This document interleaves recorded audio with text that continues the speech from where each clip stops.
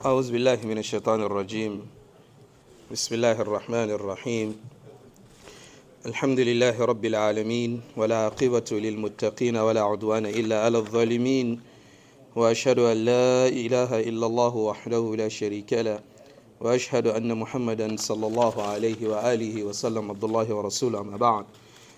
We thank the Almighty Allah for giving us an opportunity to be here. We thank Him for His mercies that He's bestowed upon us. We bear witness that there is no deity worthy of worship except the Almighty Allah. We also bear witness that the Prophet Muhammad sallallahu alaihi wasallam is His servant and His messenger. Whosoever the Almighty Allah guides is really guided, and anybody who goes astray has nobody to blame but themselves. Alhamdulillah, as usual, today is a Sunday and we are with our Seerah class. Today is our 23rd episode of the Seerah. And today's date is the 28th day of Dhul Hijjah, 1444 years after the Hijrah of the Prophet Muhammad sallallahu alaihi wasallam, which corresponds with the 16th day of July 2023. In our last episode, we saw the Quraysh going to negotiate with Abu Talib. And as we said, the Quraysh realized the importance and the significant role that Abu Talib plays in the life of the Prophet Muhammad sallallahu alaihi wasallam. So they decided to use that in fighting the Prophet Muhammad sallallahu alaihi wasallam. That so long as Abu Talib is his uncle, his father, he nurtured him, he raised him. When they speak to Abu Talib to speak to him, he's going to listen. But they didn't understand that the message of the Prophet Muhammad sallallahu alaihi wasallam goes beyond the influence that Abu Talib had on him, because his message is divine, and then he needs to deliver that message because it's an order from the Almighty Allah. After that diplomatic mission to Abu Talib had failed, and the Prophet Muhammad sallallahu alaihi wasallam didn't hold back from doing his da'wah, the kuffar now turned their attention back to their old ways, because they tried negotiating with the Prophet Muhammad sallallahu alaihi wasallam using Utbah ibn Rabi'ah. He went and then he failed miserably. They tried with Walid ibn Mughira. He failed miserably. They went to Abu Talib. The mission was aborted because they couldn't continue. So they went back to persecuting the Sahaba as usual. Within this period of persecution, within this time of trials and tribulations and headaches, where, we spoke about this already, because the kuffar had gone through a systematic way of persecuting the Sahaba. Someone like Al-Khattab ibn al-Arat, they will bring him in the heat of the desert and they will use knives to skin him. Al-Khattab ibn al-Arat. That's what they did to some of the Sahaba. Some of the Sahaba will be left in the heat of the desert being roasted, grilled with the heat of the desert. We know Bilal, they place a boulder on the chest of Bilal. Even the Prophet Muhammad sallallahu alaihi wasallam himself was not left out, because sometimes he's praying in the Masjid near the Kaaba, and they will come and then they will want to divert his attention. Sometimes you go and find rotten intestines of camels and place it on the back of the Prophet Muhammad sallallahu alaihi wasallam, all in a way to deter him from continuing the message. Imam al-Tirmidhi narrates a hadith from Ibn Umar that one day the Prophet Muhammad sallallahu alaihi wasallam, within these troubling times, he raised his hand up and then he said, Allahumma a'izz al-Islam bi ahabbi hadhain al-rajulain ilayk bi Abi Jahlin aw bi Umar ibn al-Khattab. That, oh Allah, I ask you to empower Islam with one of these two men, the one that you love the most amongst them, Abu Jahl or Umar ibn Khattab. So the Islam of Umar ibn Khattab is a direct dua by the Prophet Muhammad sallallahu alaihi wasallam, and that dua was accepted by the Almighty Allah, and Umar accepted Islam. So this teaches us also the power of dua, and it is also the weapon of the Muslim, because you know very well that there are a lot of issues that are beyond our abilities and our capabilities and our powers. And as Muslims, we believe in the metaphysique that the Almighty Allah exists. And then some things you need to return to the Almighty Allah with dua, and the Almighty Allah is going to accept it. So the Prophet Muhammad sallallahu alaihi wasallam lifted his hands and he said, "Oh Allah, We are going through these difficult times. We are going through these strange times. Ya Allah, we are weak ones. These two men, and when you observe the seerah, you realize that Abu Jahl, Amr ibn Hisham, and originally his nickname is Abu al-Hakam, the father of wisdom. It is the Prophet Muhammad sallallahu alaihi wasallam who named him Abu Jahl, the father of ignorance, because the guy was a master strategist for the kuffar. All these different types of persecutions and all these different types of machinations against the Muslims, Abu Jahl is the master strategist behind it. And in the course of the seerah, we will see some of them. For example, the strategy to kill the Prophet Muhammad sallallahu alaihi wasallam was drawn and drafted by Abu Jahl.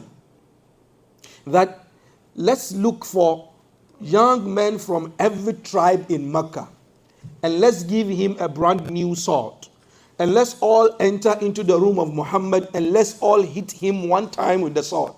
When we kill him, we are 12 different tribes that have killed Muhammad. Banu Abdul Muttalib cannot come and fight all of us. Because if one man from one tribe attacks the Prophet and then he kills him, Banu Abdul Muttalib will be able to attack that one tribe and then fight them. But they cannot fight all of us. Master strategists in trying to destroy Islam. And then he was very strong physically. And then he had great influence because he was very rich. And he's also someone that the people of Quraysh listened to. And we know Umar ibn Khattab, younger, stronger, very knowledgeable. He was amongst the few people who could read and write in Mecca at that time. And he was made the chief of Banu Adi, his tribe, even though his father was still alive at that time.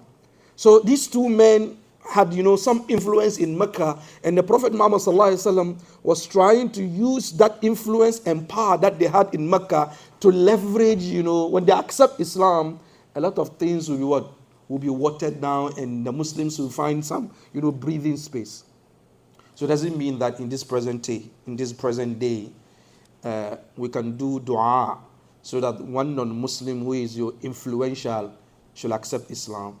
First and foremost, the acceptance of Islam of any non-Muslim is for the benefit of that non-Muslim, number one.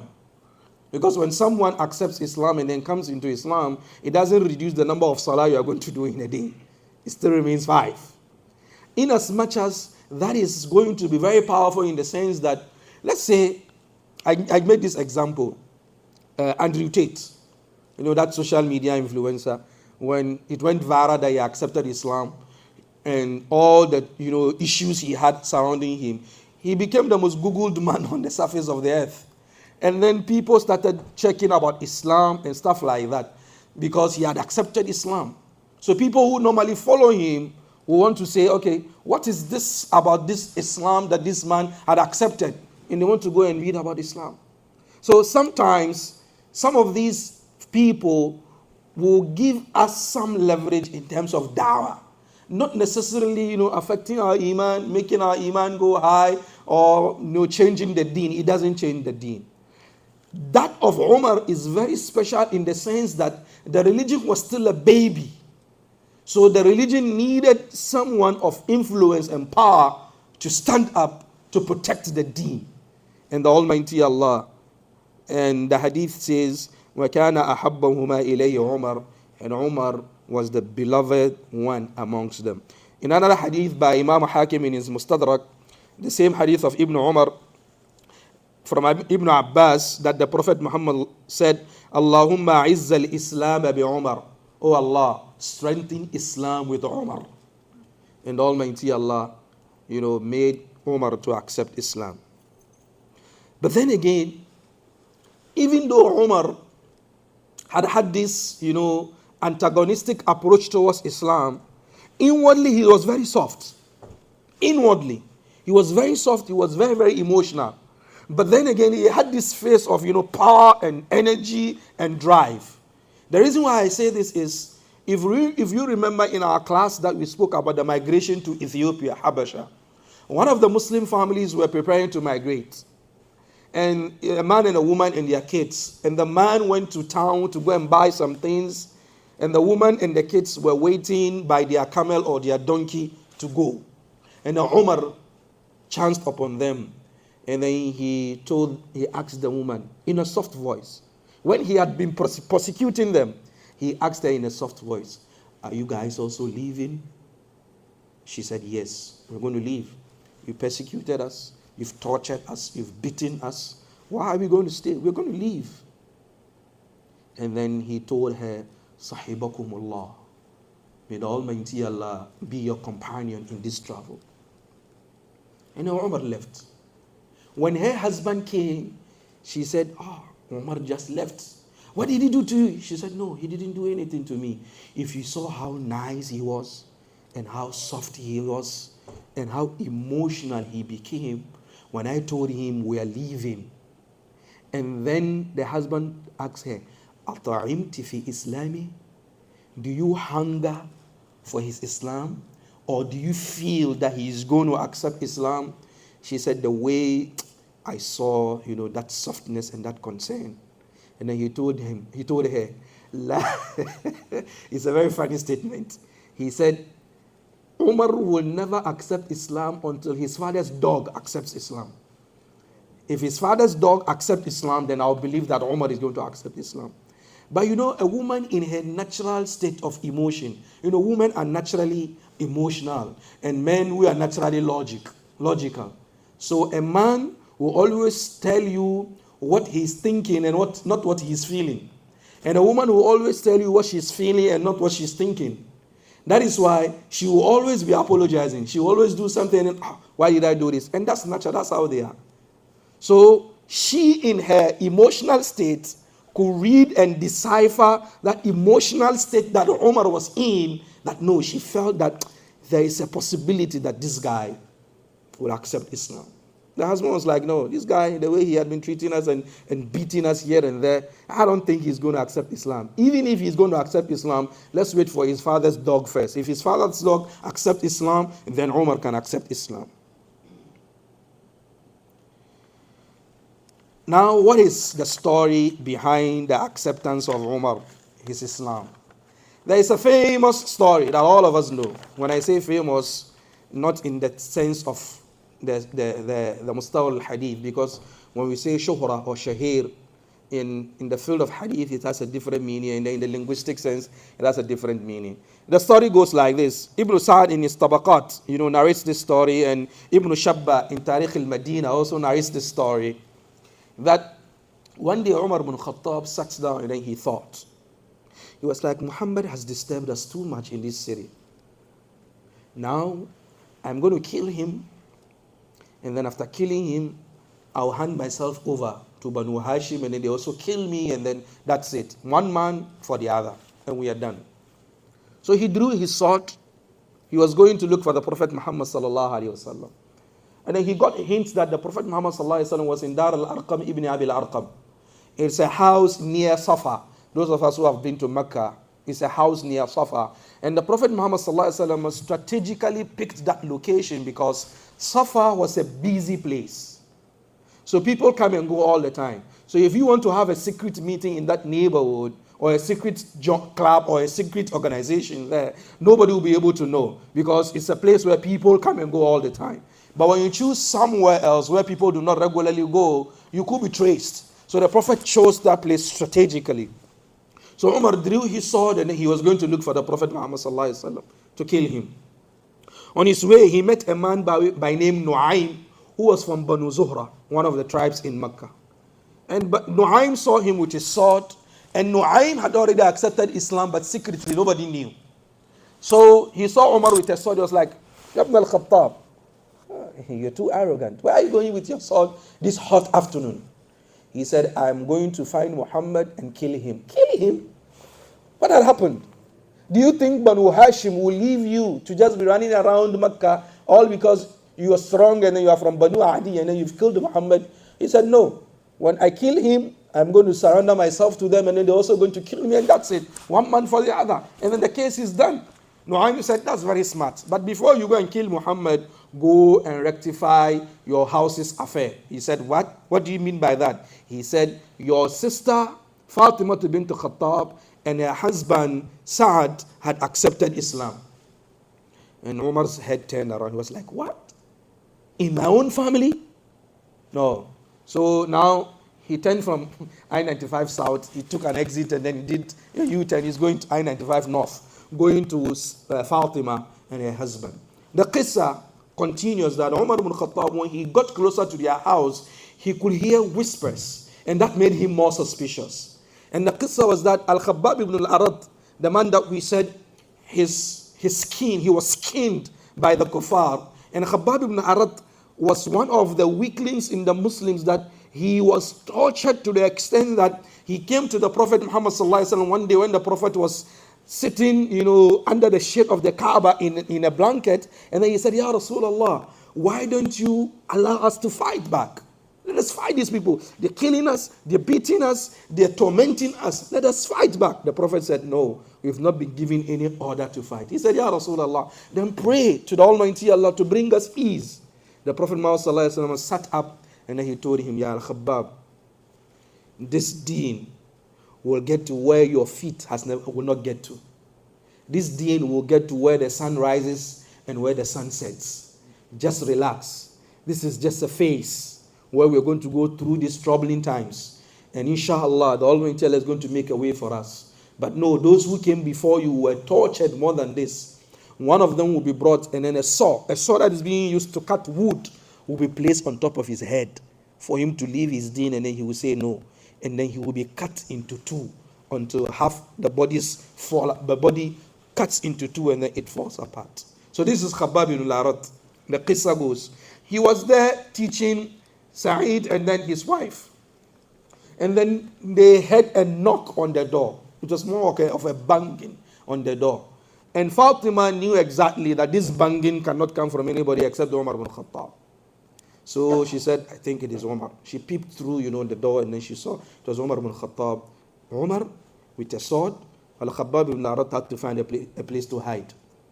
And they found a place to hide, the paper, the parchment that they were reading, the Quran. They hid it, and then Umar entered, and he was like, Ma hadhi al-haynama. What is this, whispers that I'm hearing? They said, you didn't hear anything. He said, no, I think I heard something. I said, okay, fine, you didn't hear anything. He said, okay, I heard that you people had accepted Islam. And is it true? When you ask someone a question and then the person is guilty and the person's response is, you can tell. They were a little bit reluctant in answering. They didn't want to say, no, we've not accepted Islam, for them to lie. And they didn't want to say yes for them to give Umar an opportunity, to molest them. But he realized that, and then he held the husband to start beating him, and then the wife, came in between them, and then he hit her on the head, and then she had a cut on the head. The moment he saw blood oozing from her head, he calmed down. He was like, no. So he sat down, and she told him, yes, we have accepted Islam. What more can you do to us apart from this? You can't do anything. Accepted Islam. I said, okay, no problem. He sat on the bed and he said, what were you reading? They said, we're reading the Quran. Let me have it. They said, no, you can't have it because you are najis. You need to perform wudu. That's the qissa.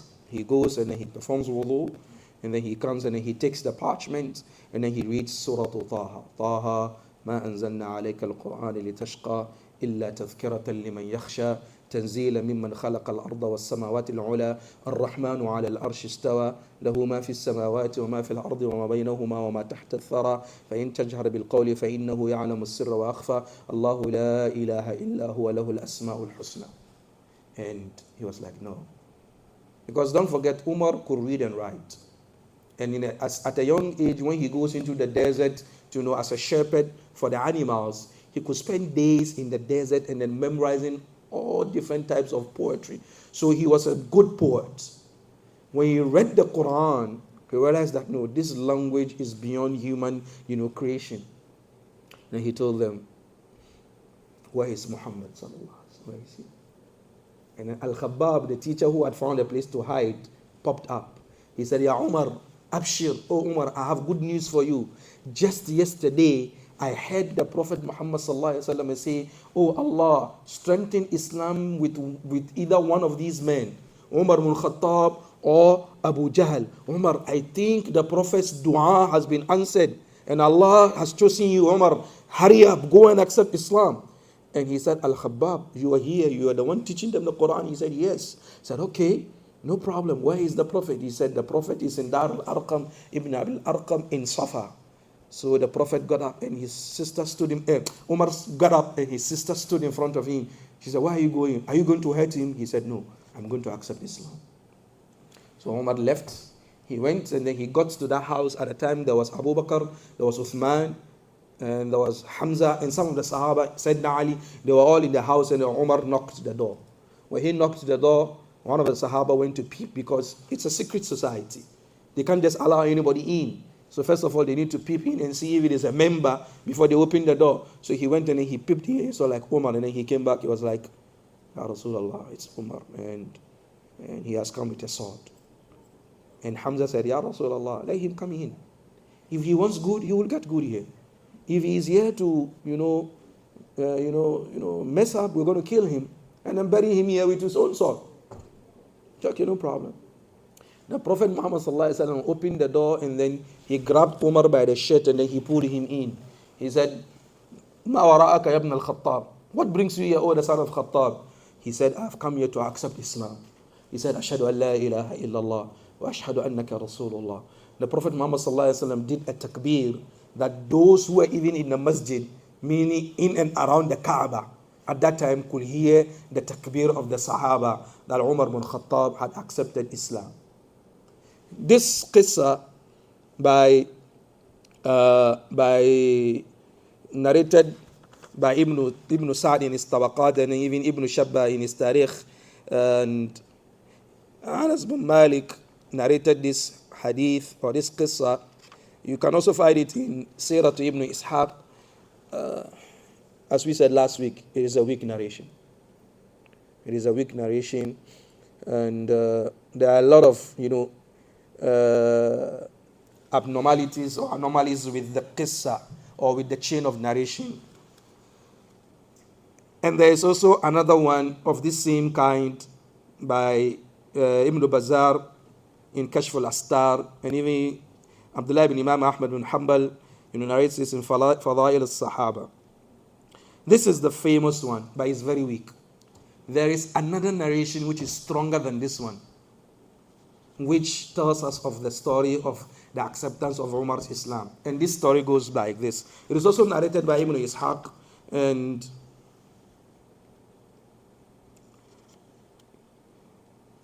Imam Ahmad narrates it in his Musnad. And the story goes like this. Umar said, I went out one day looking for the Prophet Muhammad sallallahu alaihi wasallam. I was looking for him. This was before I became a Muslim. And then I found him that he had already beat me to enter into the masjid. He was already in Masjid al-Haram. And then I stood behind him and I heard him read the Quran.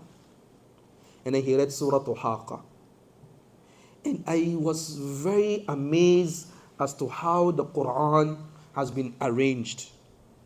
And I said, Wallahi, this is poetry. The moment I said, Wallahi, this is poetry, I heard him read this verse. إِنَّهُ لَقَوْلُ رَسُولٍ كَرِيمٍ. Verily, this is a statement of a noble prophet.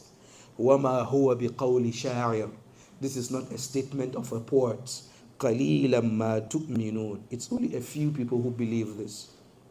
So when I said he is a poet, he didn't know. Umar is saying the Prophet didn't know I was standing behind him.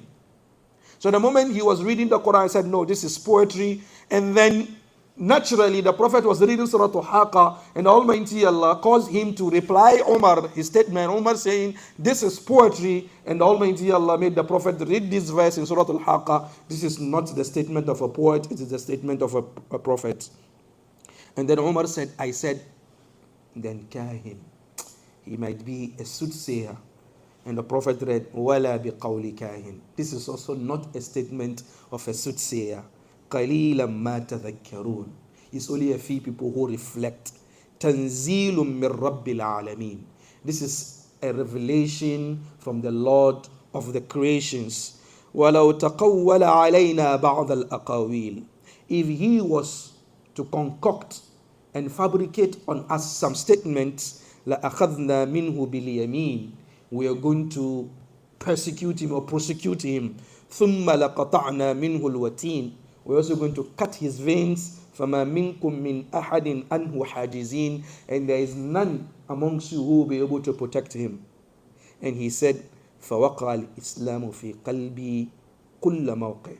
After hearing the Prophet read these verses to me in response to my thoughts, saying this is poetry, and then the verse will come and say, no, this is not poetry, this is soothsaying, it's not soothsaying, and reading the verses that even the Prophet cannot create, you're surprised. The strongest of all the narrations that talk about Umar accepting Islam, or before that, there is also another one in the same vein of the first one, where Umar went to the Prophet Muhammad sallallahu alaihi wasallam. He found him. Continuation of the other qissa is that after the Prophet had left, I went after him, walking in the night, and then he turned. He said, "Who is this?" He said, "Umar." He said, "Ya Umar, ma tad'uni laylan wa nahar." He said, "Umar, you don't stop following him, going after me day and night." He said, "Ya Rasulullah, I came to accept Islam." He said, "Ashhadu an la ilaha illallah wa ashhadu annaka Rasulullah." But then the strongest of all these narrations was narrated by Abdullah, the son of Imam Ahmad ibn Hanbal, in Fada'il al-Sahaba.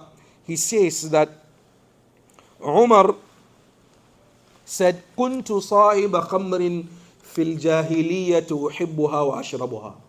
He said, in Jahiliyyah, I loved alcohol and I drank a lot.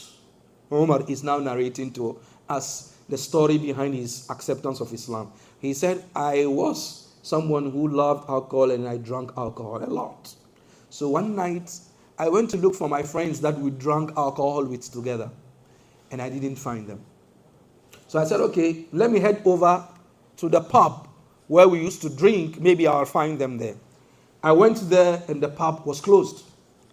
No friends, pub closed, no alcohol for the night. Okay, fine. Since there's no alcohol tonight, let me go to the Kaaba and then do tawaf.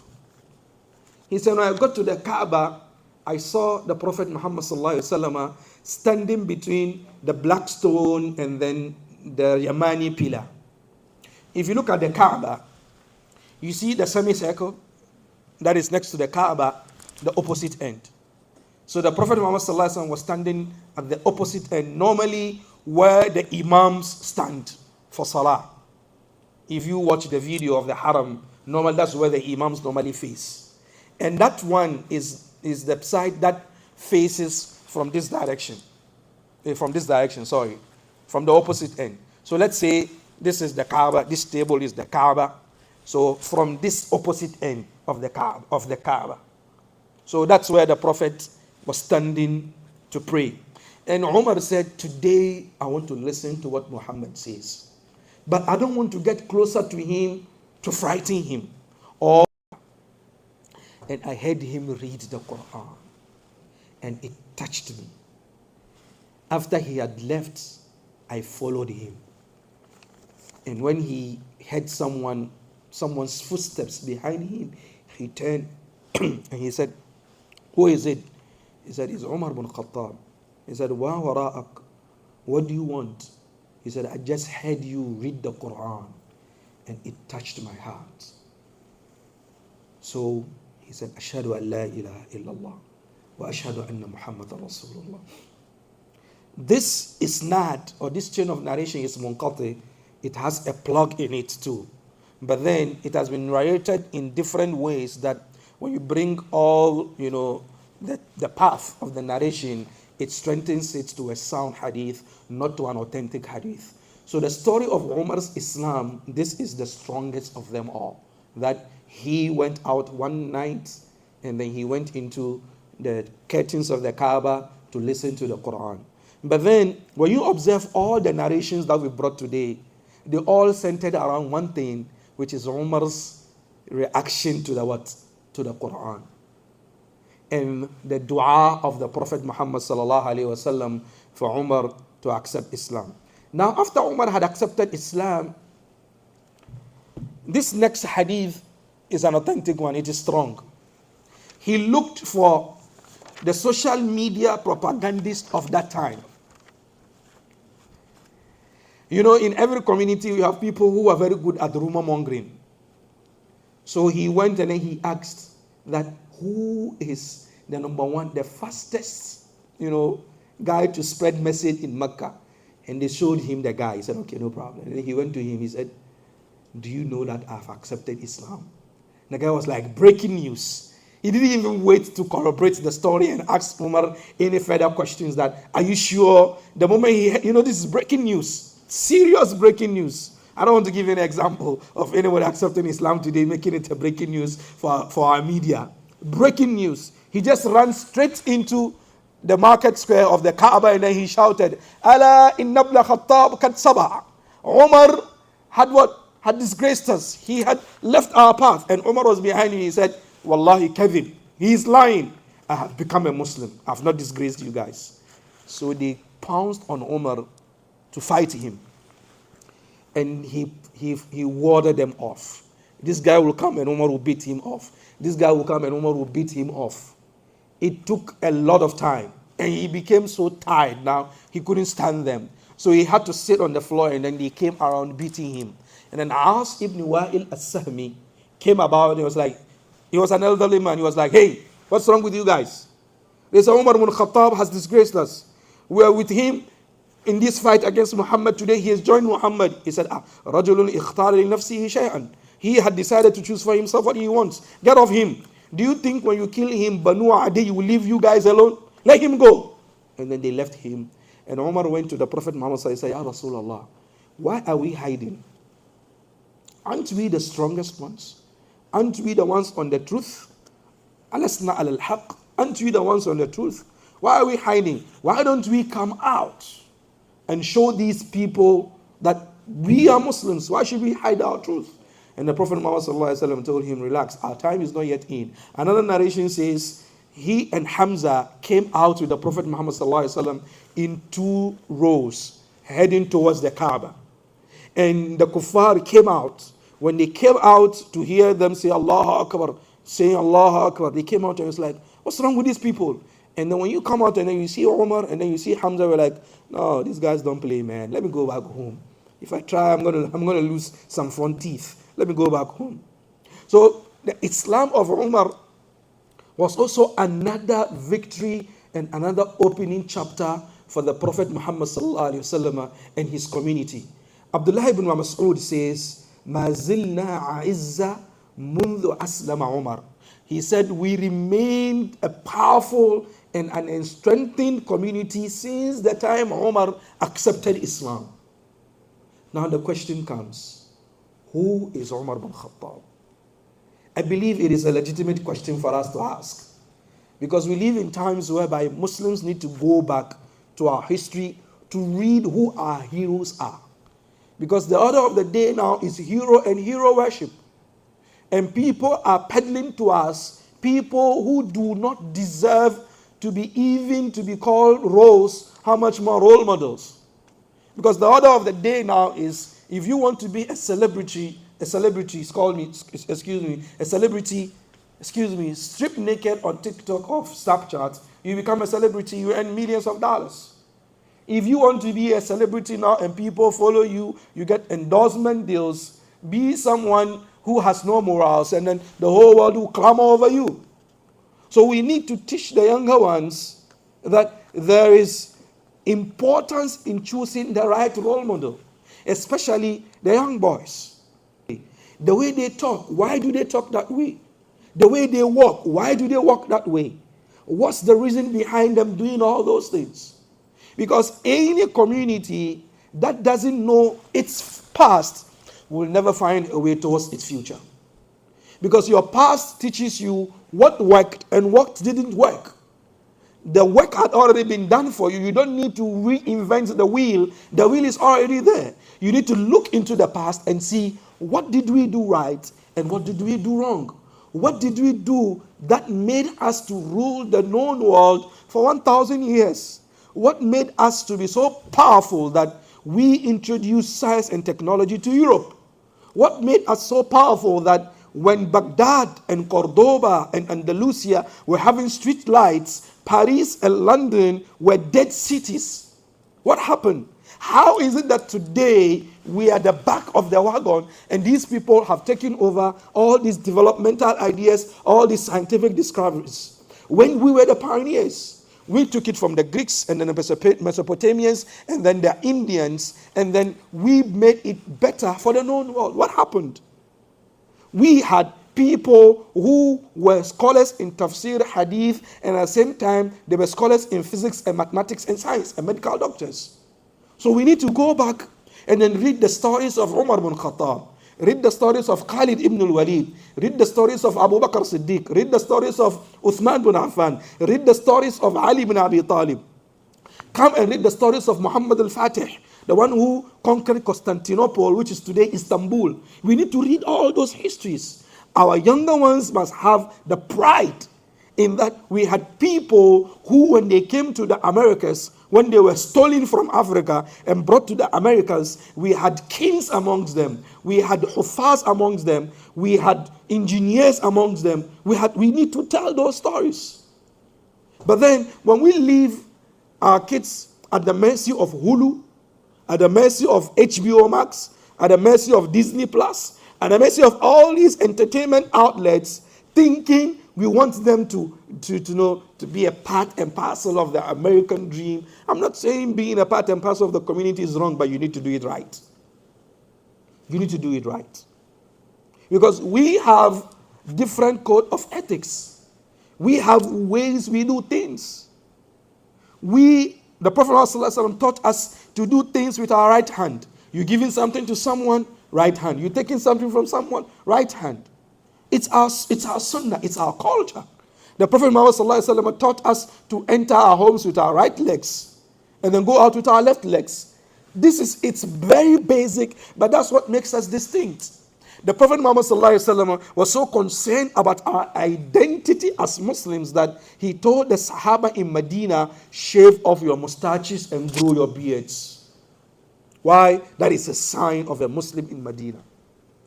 Very clear. But then what happens today? I know it's difficult. Nothing comes easy. Nothing good comes easy. It's difficult. Not only in America, but across the world today. Because of this thing. It's very difficult. These phones, this internet. The phone, you can't tell. Because you cannot have direct access to his phone. So it's very, very, very, very difficult if you cannot track what's going on. Because you don't know what he's watching. You don't know who he's having access to. You don't know who has access to him or her. Sometimes some good kids, and this thing destroys them. And sometimes you, the parents, you do your best. But then it becomes very difficult because of some circumstances. So it's very, very important that, we go back into our history. We go back into our history and pull out the files of the Sahaba and see what did they do that their names became eternal. Take someone like Abdullah ibn Abbas. When the Prophet died, he was only 13 years old. Only 13. But he narrated more than 2,000 hadith of the Prophet Muhammad to us. Only 13. His name is eternal. Because when you're going to speak of tafsir, you cannot speak of tafsir without Abdullah ibn Abbas. It's not possible. Because the Prophet prayed for him. Allahumma faqihu fi din wa allimhu ta'wil. Oh Allah, grant him understanding of the deen and also grant him the mastery over interpretation of the verses of the Quran. 13. Imam Ali radiallahu anhu, how old was he when the Prophet died? 31 years. 31-year-old.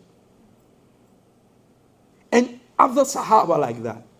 So the onus is on us as a community to look into the seerah and find these role models for our, families and our kids. So who is Umar bin Khattab?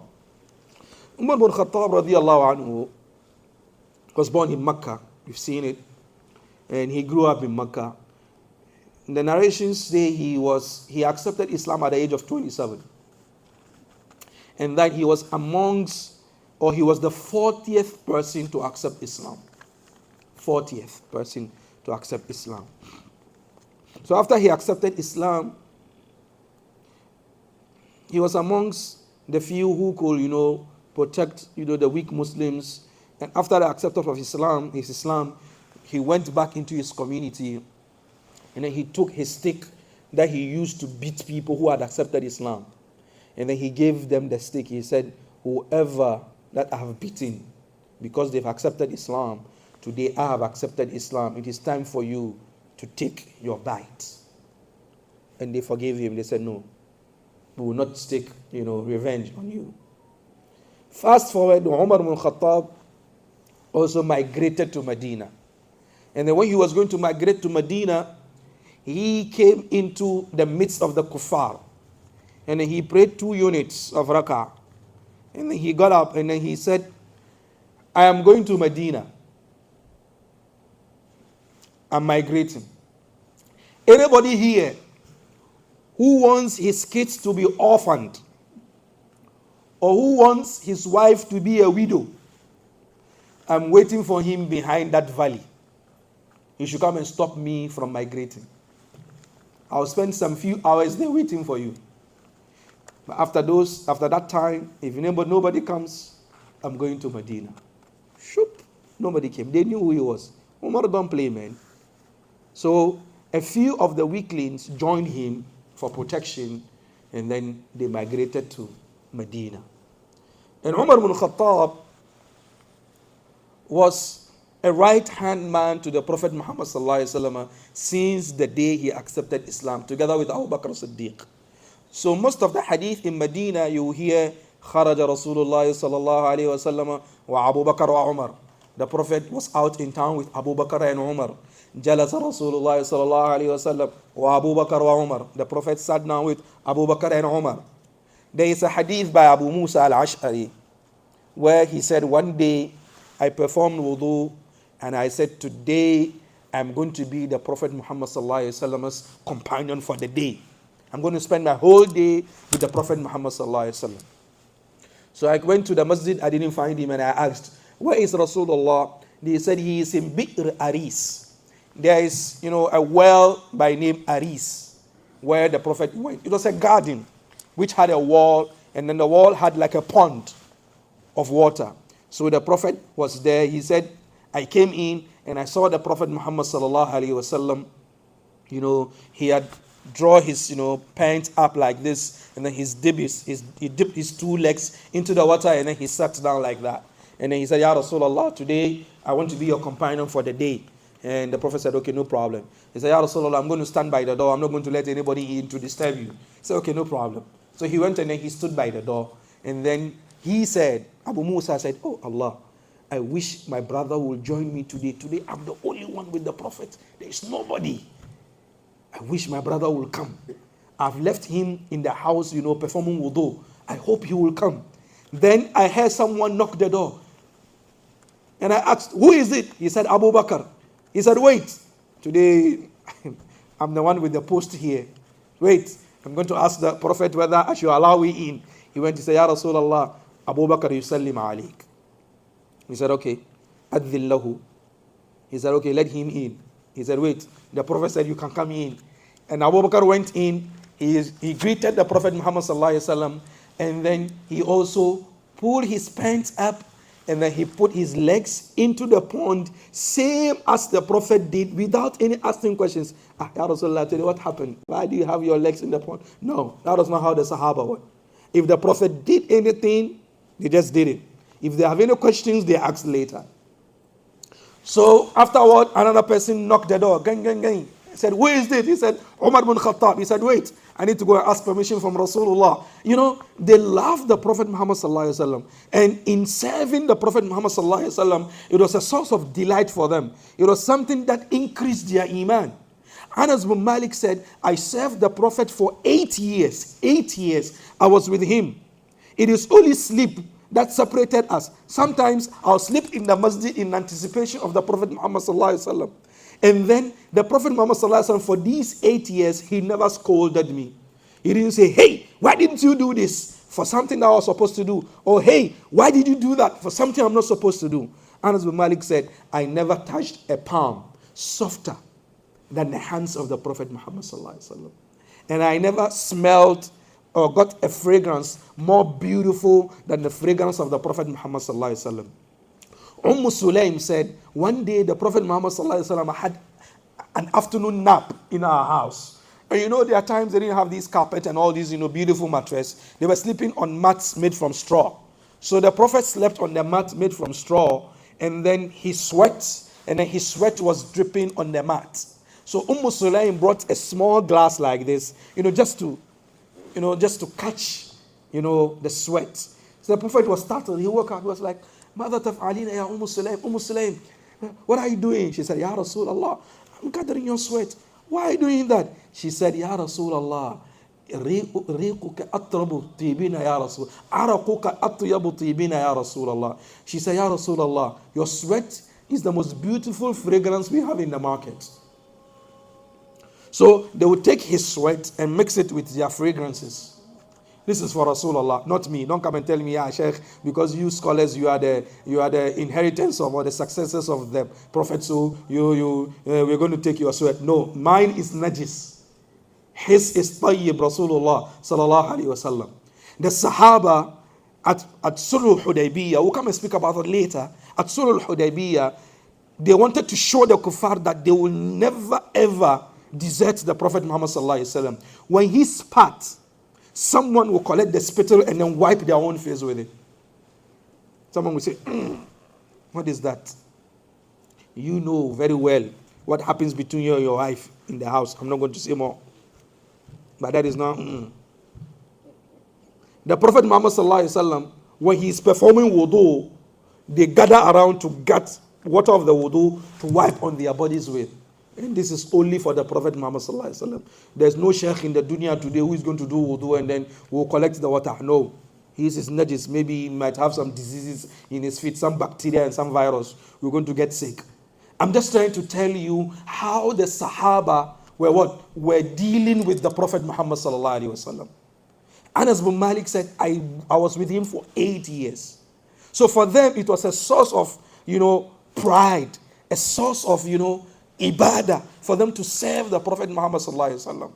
And you realize that no man in history has his life documented like the Prophet Muhammad sallallahu alaihi wasallam. Every detail, the Sahaba counted even the gray hair on the head of Prophet Muhammad sallallahu alaihi wasallam. They were 11. 11. He had 11 different strands of gray hair. They counted everything. That's how they lived with him. That's how they memorized everything of him. Amr ibn As, he was asked to describe the Prophet Muhammad sallallahu alaihi wasallam. And then he told his students, I sat with him for years, but I cannot describe his face to you. They said, how? He said, when we sit with the Prophet Muhammad sallallahu alaihi wasallam, we have two conflicting thoughts in our hearts. Let me raise my head and see his face.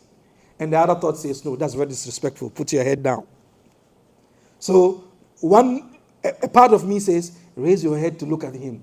The other says, no, put your head down. So for all these years, we cannot even look at his face well. It's only when the Arab Bedouins come from out of town.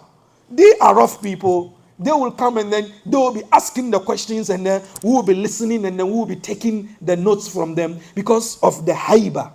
The magnificence of the Prophet Muhammad sallallahu alaihi wasallam. They will come and then, some of the Arab Bedouins, they will come and then, Ya Muhammad, Mahada. They will come and then they'll be shouting and screaming, and then that is when the Sahaba will be able to, but they loved him. So let's go back to a hadith. And after Abu Bakr had entered, there was a knock. Man hada? He said, Umar bin Khattab. He said, wait, I need to go and ask the Prophet Muhammad sallallahu alaihi wasallam for you. And then he came and then he said, Ya Rasulullah sallallahu alaihi wasallam said, enter. He entered. He also, when he entered, he drew his pants up, and then he put his 2 feet into the water, same as the Prophet and Abu Bakr. No questions asked. And then another knock on the door. Who is it? He said, Uthman bin Affan. He said, wait, I need to go and ask the Prophet. The Prophet told, Adhin lahu. Give him permission to come in, but then tell him that he is going to face calamities at the end of his life. He also entered like that. And that is how, and all, you see, all these guys, the Prophet told them exactly how they are going to die. All of them. Abu Bakr, he was told, you're going to die on your bed. Umar, he was told, you're going to be killed. Uthman, you're going to be killed. Ali, you're going to be killed. Ali bin Abi Talib, the Prophet told him that, Ali, you're going to be killed. The knife is going to go from this side of your neck to the other side of your neck, 180 degrees. Ali, that's what the Prophet told him. So sometimes they go to wars and then he stabbed, and then the people will be crying. He said, no, I'm not going to die. They'll tell him, how do you know you're not going to die? This is a fatal injury. He said, no, so long as the knife didn't come from here to here, I'm not going to die, because my beloved told me that this is how I'm going to be killed, from here to here. So the day you see a knife go from here to here on my neck, that's when I'm going to die. They had this belief in the Prophet Muhammad sallallahu alaihi wasallam. They had this utmost trust in whatever he says. إِذَا قَالَ مُحَمَّدْ intaha. If the Prophet says this, that's it. No questions asked, no interrogations, no probing. So long as it's the Prophet who has said it, that is the end of the case. Another hadith concerning the Prophet Muhammad sallallahu alaihi wasallam and Umar and Abu Bakr. One day they mounted Uhud. They climbed on top of Uhud. The 3 of them. Or the 4 of them.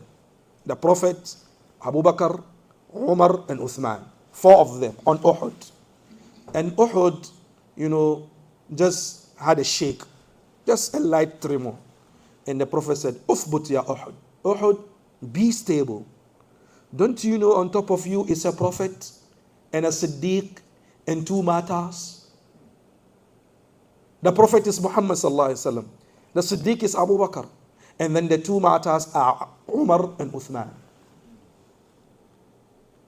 Umar bin Khattab played such a pivotal role in the Masjid of the Prophet Muhammad sallallahu alaihi wasallam that all the wars that the Prophet fought, he was a part of it. And finally, at the death of the Prophet Muhammad sallallahu alaihi wasallam, when the Prophet died, we know the story. Umar didn't believe the Prophet is dead. It was like, how? No, he can't die. Maybe he went up same way as Musa went to speak with Almighty Allah, and then he will be back. And I will let the Prophet know that anyone who said the Prophet is dead, when the Prophet comes back, we'll make sure we punish them. He couldn't believe it. His mind couldn't process that his beloved is dead. Until Abu Bakr Siddiq came in and he read the verse, وَمَا مُحَمَّدٌ إِلَّا رَسُولٌ قَدْ خَلَتْ مِنْ قَبْلِهِ الرُّسُلُ أَفَإِنْ مَاتَ أَوْ قُتِلَ انقَلَبْتُمْ عَلَىٰ عَقَابِكُمْ وَمَنْ يَنْقَلِبْ عَلَىٰ عَقِبَيْهِ فَلَن يَضُرَّ اللَّهَ شَيْئًا وَسَيَجْزِي اللَّهُ الشَّاكِرِينَ. Umar bin Khattab is a whole story on its own. And this is just a brief intro. And inshallah, in our next sitting, we'll look at Umar bin Khattab into details. Because Umar played a pivotal role in Islam. And because of the dua that we read from Imam al-Tirmidhi, that may Allah strengthen Islam with one of these 2 men, Umar bin Khattab or Abu Jahl Amr bin Hisham, I think we need to look at Umar extensively and find, some of the pearls and the gems from the life of Umar bin Khattab. Umar bin Khattab stipulated a registry for the Muslim community, yes. Umar bin Khattab stipulated overtime payment. Umar bin Khattab stipulated pension allowances. That's Umar bin Khattab. Umar bin Khattab had a whole secretariat for sending letters and responding letters. So basically he had a post office. That's Umar bin Khattab. Part of his achievements. And you know of this man, Michael Hart, who wrote about the 100 most influential men in the history. He put Umar at number 53.